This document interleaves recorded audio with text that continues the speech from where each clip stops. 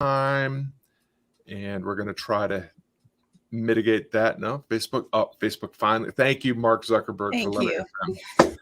Welcome to the Art of Encore Living, presented by Creative on Purpose. The show is for encorepreneurs, people in midlife building a part-time online lifestyle business that helps you make a difference while you make a living. I'm Scott Perry, Encore Life Coach, helping people in midlife to find the difference only they can make and turning it into a fulfilling part-time coaching business that funds their retirement. Visit creativeonpurpose.com and get started with the free Art of Encore Living Quick Start Guide. Don't die with the difference only you can make. Still in time. It's time to live your legacy. Let's meet today's guest. Gena Moyer, welcome to the broadcast. Please tell the viewers who you are, what you're up to these days, where can they go to learn more about you and the difference you're making, and then let's chat. Awesome. Well, thank you first, Scott, for having me on the show today. My name is Genevieve Moyer, but everyone calls me Gena. And my husband, DJ, and I, we are the co-founders of an unconventional family farm here in Pennsylvania Dutch country called the Thunderbird Farm. And instead of crops or livestock, we are striving to define what it means to redefine what the family farm is through our glamping experiences, handcrafted art, women's wellness, as well as creative retreats designed specifically for those who are seeking time to slow down, time to take care of themselves, soak in some healing and creative vibes from nature, as well as connecting with maybe their own history and their community to know a deeper purpose for their own lives. So they can find us on the thunderbirdfarm.com is our main website, has all the different links to all the other things that we offer. I do provide a YouTube channel that's specifically for handcrafted makers, where I share my background in creative business marketing. I'm a sew artist, which is I guess a new term. My husband's like, sewist is not a term. Yes, it is, honey. It's because I'm a sew artist.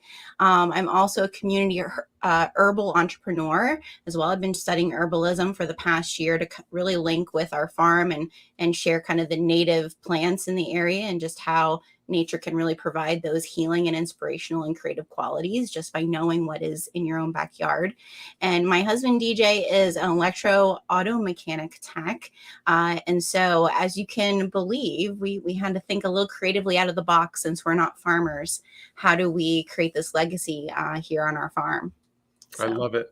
So no cheese wheels to be found at Thunderbird. No, no, unless it's bought at the local supermarket or one of our surrounding farms. We try to really support our other local farms, but yeah, no, we're not farmers by any means. My husband maybe at one time in his childhood, watching his grandfather farm, had thought about that, but yeah, no, it's not in the cards for us. We have to think a little bit creatively. Well, as someone who with his wife raised two boys on a farm in Southwest Virginia, you can be an unconventional farmer and still have lots of plants growing around you. So yes. I'm really excited to dive in to learn more about what you're up to over there at Thunderbird Farm. But I'm always really curious to start. I doubt that little 9-year-old Gena sat in her room with her stuffed animal collection and spoke to her dollies about how she was going to grow up and start an unconventional farm with the love of her life. So just give us a little sense of the origin story. How did you come to be doing the thing that you're doing right now with your husband? Well, definitely marriage is one of those things, and grandparents as well. So DJ's grandfather, who was the original proprietor of this farm, he was a dairy farmer, and we've lived here on this farm for the most of our 20 years of marriage. We had left for a little bit and bought another property and then came back here just because we both felt very connected to the farm. When his grandfather had passed in 2017, we connected with a startup company called Tenter, which is very similar to Airbnb, but it's for glamping and camping. And we built our first site in 2018, our second site in 2020, because everybody was seeking retreat from the cities and the surrounding areas. We're fairly decently close to access points for kind of like New Jersey, New York, Philly, all of those areas. And now we're in the process for our third site. Hopefully by next summer, we'll be opening that. And, every site we set up with a full, everything but what you're going to eat for your time there. But where our grandparents come in there is really, we were both raised by pre-Depression era grandparents. We're only children. And so kind of our core values of living growing up, I might not have imagined. I wanted to be Bob Ross. My fourth grade yearbook has a picture of me painting with a camera. I'm definitely the happy little cloud. And I would say my husband's more like Spock. He's the logical, very, so we work well together, but when we're on our own paths, it's very different, yin and yang. But we have kind of those core values of what I would say the pre-Depression era young people had, that because our grandparents were in their 20s during the Depression, very much about like, how can we have a purpose-driven life that leaves a legacy for future generations, but also how are we living on purpose that matters right now? Because it's kind of a necessity that what we're doing also is creating some type of purpose within our community and people right now. So I love that. Well, and it really resonates with the way that we talk about legacy at Creative on Purpose and the Art of Encore Living. It's what you're doing now that is what you'll be remembered for, not so much the money and the monuments that you leave behind. And so, I love the reference to Depression era grandparents. My wife and I's grandparents were adults during the Great Depression, and having spent a lot of time with them, you really get a different sense of, we live in a world of such abundance and opulence now.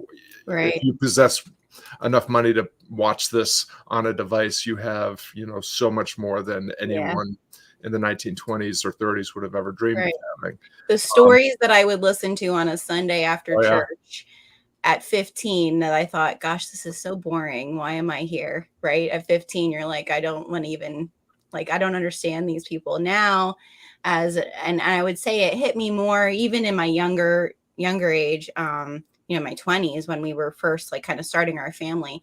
The things that I learned just by association of sitting around people who had experienced just very transformative things at such a young part of their life, and hard work for a purpose at a young time in their lives. It just leaves an impression that that's one of the core things that kind of holds my marriage together, even because my husband and I understand that. And so, definitely, I think those core values of we want other people to feel that when they come to our farm or when they purchase something from what we have to offer, or I share, any type of knowledge that I've gained over the years in fashion and marketing and startup support for businesses. Like, we really just want people to see that there is a purpose to what you're doing right now. And sometimes it just requires you to take a little bit of time, stop, breathe in, self-reflect. And nature is such a perfect, I guess, prescription for that. And so we really found ourselves. I was in corporate America in sales and marketing. Like I said, my husband's a mechanic by trade. So we definitely were not like, tree hugging hippies. And there's nothing wrong with that either. But we just both love this land so much, and there's just a feeling here that we can't quite describe. And we really believe that now that we know more of the history of the land, we realize like there was something planted in the land that is connected into the roots of who we are. And we find our campers who come here, people who purchase our products, those are some of the things that they share with us afterwards, that this feeling that they feel like this just reconnected me to more of myself, or help create a connection within a friendship or a relationship that they felt maybe wasn't being cultivated like it was after they were here. So Yeah. Well, you've brought up, purpose several times, and what I'm hearing is, again, really resonates with the way that we approach it at Creative on Purpose, which is purpose is less of a destination that's out there for you to find or something that's inside Totally. to excavate, but it's it's the intention that you bring to the thing that you're doing right now, to the conversation, the activity Right. that's right in front of you. And that purpose begets more, the more purpose you bring to whatever you're doing at any moment, the more purposeful you'll be Right. in everything that you do. And you also, I just have to ask, because I am like, my wife and I both have had traumatic experiences with camping as kids, and neither one of us have ever had much interest. So our boys have, Yeah. we got on our farm, we had a little cabin that was built away from the house by a pond, and we Mhm. would camp by going to Yeah. Yeah. this other structure. And sometimes we would sleep on the deck in our sleeping bags to look at the stars. But Yeah. there's also this other word that you brought up called that I've heard before, but I don't really understand what it is. So glamping, what is glamping? So there are multifaceted layers of glamping, Scott. And we would be the probably next step up from a camping trip, that you would take your own tent and take all of your own supplies, right? And you would go out, find a campsite somewhere and set up your campsite, right? What happens with for our guests is they can come with just a cooler full of food, and we have heavy duty canvas tents. It's not your typical like touch the sides and the rain comes falling in, right? It's a heavy duty tent that has a bed with, extra supplies and toiletries and all sorts of things. Free firewood. My husband chops so much firewood over the summer. Now the 16-year-old is also taking on that job. Um, just everything that you would basically need to have a camping experience without the hassle of setting it up yourself. And we find for the most part, our guests are either one, people who do not have the space to have all that gear. They're outdoor enthusiasts, but they just don't have all that gear. First time families, like you're saying, like bad camp experiences as kids themselves. And they're like, oh, I want to take our kids out in nature and have an experience. But I don't want to invest all that money until we know. And then also just I find a lot of women who meet up with a girlfriend from college, like kind of reunion-esque type of people, guys who meet up with their friends from college. And so yeah, we get a lot of people who it's kind of like this retreat without the hassle. There's all different layers of glamping. I mean, we don't have running water, we don't have septic systems. There's a toilet, but I call it a space toilet. Everybody, it's so funny because our daughter, as you know, wants to become an astronaut, and the question that is always asked of astronauts is, "How do you go to the bathroom?"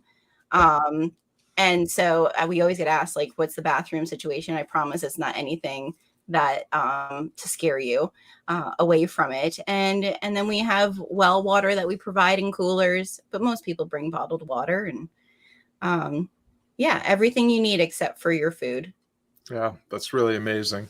Well, and I know that you also you have a retreat coming up. Do you want to share a little bit about We do. what's We're coming up we're in we're October? finally, yeah, we're finally at this place. This has kind of been the dream. I mean, like I said, we're not farmers, so to preserve 96 acres in today's corporate farming world, we definitely knew to preserve this farm both for our family and also environmentally, like is really important to us as well. We really needed to be creative, so we've been dreaming of getting to the point where we could offer a retreat. And so next June 2023, we'll be having our first Camp and Create. It's a women's wellness as well as creative business retreat.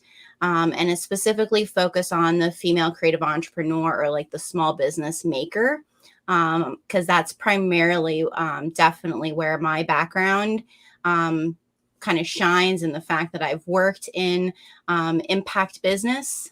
So social impact is a big buzzword, but it's basically making your business have a purpose, like so your profits have a purpose, and also in the creative realm, and in events. So I'm very excited to host it because I feel like there's so many women that are. I'm not a one woman show. Obviously my husband is chopping wood, my kids are helping, but for a lot of women creatives, they are the one woman show with a couple little helpers, right? And it becomes very difficult as a creative to balance the two areas, the business piece and the creative piece, without taking time to seek yourself. And because my background is in business, like that's my education background, and I wanted to be Bob Ross. I really think that the artist part of me is in my blood. Both my dad owns an art gallery. My mom was a potter. So like the creativity part is just naturally there for me. It really has helped me to help a lot of women in my past career lives, to figure out how can I make these boundaries for myself and take care of myself so that I can build this business with purpose. That is and have my creative spark still be a part of that too. So that's who we're focusing on. It's very small and limited. We'll probably have at max 12 people stay on site because again, we have 3 sites. We do have a hotel close by, so we'll probably open another 12 tickets for someone who does not want to do the glamping experience with it. But yeah, we're gonna try a small retreat, but it's really been a dream for both DJ and I to be able to think of how can we invite more people here, because we really find so many people feel so different after they stay here, the experience that they have, but then also use the other skills and talents that we both have to Yeah, help share with people. I really love the way that you're bringing this, these ideas around creativity into a setting that's, very natural and Yeah. set in nature. It just sounds like a really profound experience. I'm just intrigued a little bit to just pull the thread of, what you're speaking to in terms of focusing on, what women who are makers, because, one of the things that those of us that are coaches, that serve that demographic, it is, whether it's cultural or something else, women often do have difficulty, it seems, or at least Mhm. women of certain generations have difficulty investing in themselves. They're always Yeah. putting, their spouses or their kids or their partner first. And so I'm just curious how in terms of your marketing and your outreach, how are you framing this so that women, you kind of alluded to this, you're helping women recharge their batteries so that they can actually be of even more service to the people that they Right. love and care for. Right. I mean, I think I mean this is kind of a buzzword, but it's a real thing right now is burnout. And I think, and if you're a female entrepreneur or a creative entrepreneur in general, whether you're male or female, however you identify, you're seeing all over the place burnout. And I think some of that has a post-pandemic piece of the puzzle, but I also think for women entrepreneurs, because this online creative market of women being able to work from home and create there's just so much more access to it. And I know just from when I left my corporate job in 2015, it took me a good year and a half to create the boundaries, to learn how could I structure my day, so that I was not working 24/7. And I went through a period of burnout as well and then I had to realize, okay, wait a second, I'm no longer getting up at 6 a.m. and going to a job and coming home at 4:30. My job is now all around me all the time. And when you're passionate about something and you're also creative about something, it's so much easier to blur the lines of what is my passion and what is my work. And, so for me as a sewist, I need to have time where I'm sewing just for me, or spending time just kind of, jiving with whatever my creative thoughts are, and not having that connected to anything yet about the business for me to fuel my tank to be able to keep going with what we've planned and strategized about, and so forth. And I really find nature in many ways has this really healing effect. I know it does it doesn't matter what sex you are. But for women, I've hosted women's circles this summer, specifically for women's wellness. And what I see with women when we're out in nature is that connection to, say, Mother Earth, whatever you want to call it, but kind of this almost, it is like a motherly care of themselves, right? Like, which we don't, as women, especially if you're a caregiver of some sort, we don't take a lot of time to think about caring for ourselves. We're caring it for everyone else. And what I found after those women's circles were those women who maybe were not creatives, maybe they were a teacher, a high school teacher, would reach out to me and say, I just felt so much more able to go back and do my job the next day, or to plan out whatever I needed to plan out, or to go and face this situation that I had to face. And I really believe for creative entrepreneurs, whether you're a writer, whatever, studies have shown, this is science. And I wanted to be Bob Ross, so I'm no scientist, but I have read, there's a great book called The 3-Day Effect. And it's basically, how does 3 days in nature heal parts of your brain from whatever traumatic events are going on. And by 3 days, those brain waves have changed. And so they've used it on soldiers, women who've been through horrible traumatic domestic violence situations, and artists who are at a block. And so, I mean, we read all the stories of authors who went off on retreats to, write their amazing, books. So I really believe that having some time to do other things with your hands, with your thoughts, and the end result will be, after those 3 to 4 days that we have people here, I really think you'll see people be able to go back to their everyday, rejuvenated and regrouped, but also creating the next amazing, purposeful thing that's gonna, light other people up. So that gets me excited about it. Yeah, well, I did a lot of workshops also around burnout during the height of the pandemic, and one of the things that was revealed is that burnout is not necessarily a disease; it's a symptom of, you're either doing the wrong thing or you're doing the thing wrong, and the antidote is Right. just as you articulated. It's we all have the work that we have to do. Right. But we also have to leave time for the work that we get to do. And it's the boundaries and guardrails that we put around our time and our attention and our energy that allow us to show up fully in all of our roles. But the other thing that you shared that I just think is so powerful is, we are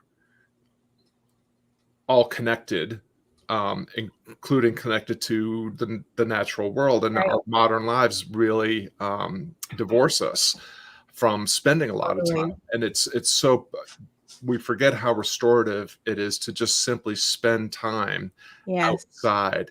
It could be, you and I have joked in the past about my cemetery run, which occurs in a very natural setting, but that's a very intentional part of my day, because if I don't spend that hour outside, my wife will be the first to tell you I'm not a very pleasant person to be around for the rest of the day. So it's so powerful what I think through the retreat and through your work in general, the blending of the creative and the natural is really, really important. And that will be definitely one of the workshops that we're going to have, is going to be how do we build the boundaries and routines as a creative entrepreneur, how do you build those boundaries and routines to have the restorative piece?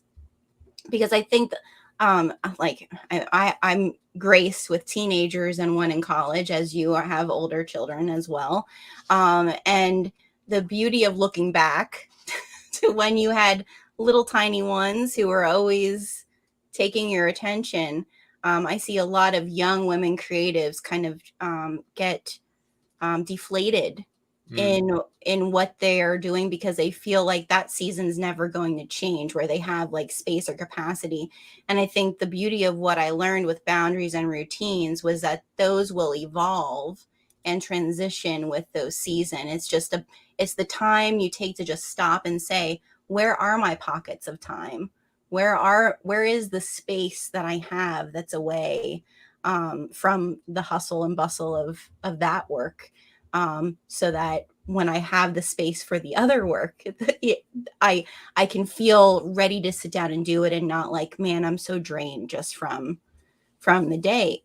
So that's really, to me, that's a lot of where my heart is really empowering and encouraging other women to see that their skills and talents are the things they've purposely been given to share with others, and that will give them that energy, that'll give them that push. So yeah, I'm really looking forward to it. It's kind of, in business, you work so hard at things and you feel like time is standing still. And then when you get to kind of like, oh, wow, we've been doing this now since 2017, basically.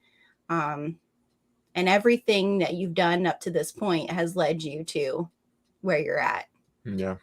Yeah. Well, you've referenced Bob Ross a few times, and one of the things that one of the many lessons that he teaches us is that the creative process is messy and it's supposed to be fun.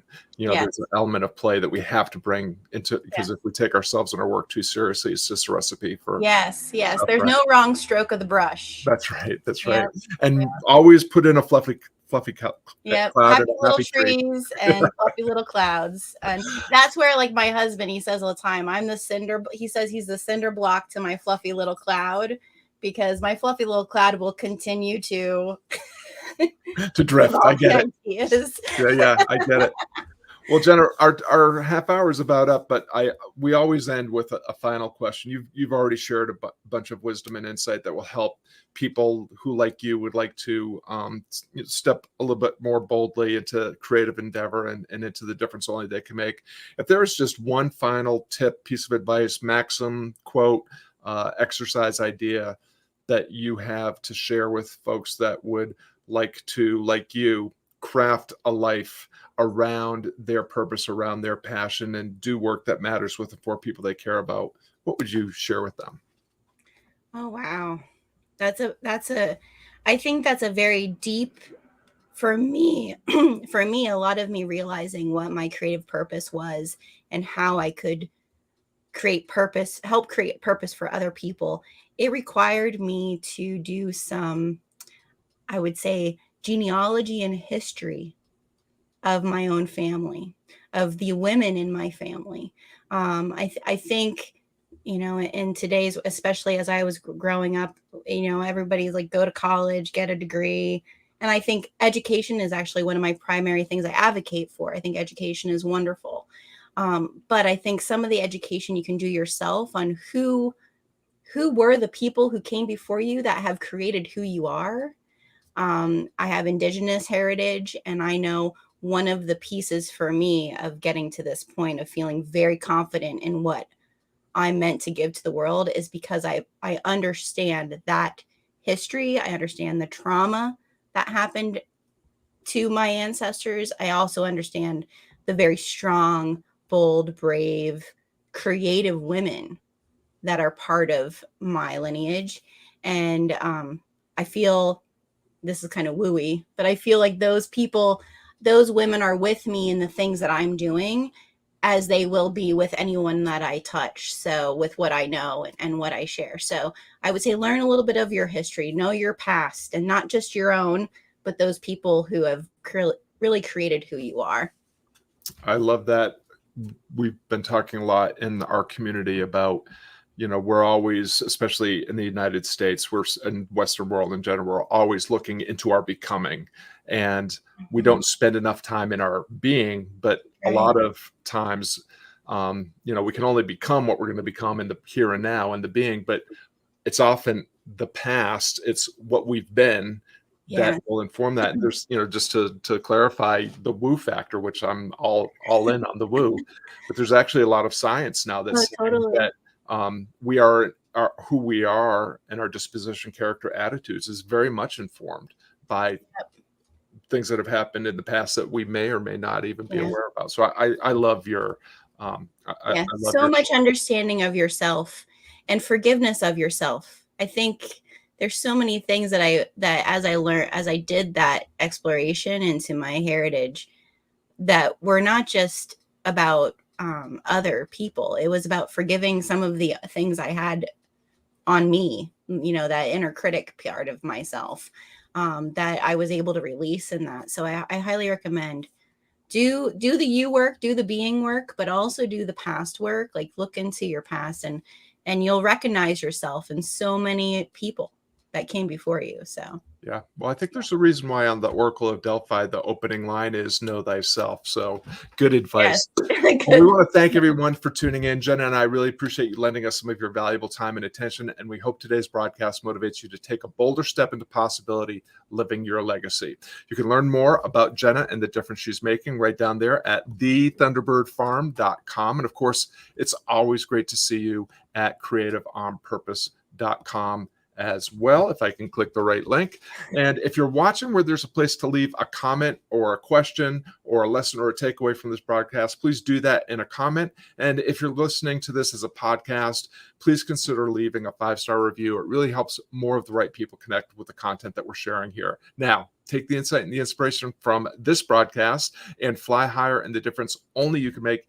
Jenna, thank you so much for sharing your experience and wisdom with us today. Thank you, Scott. This was great.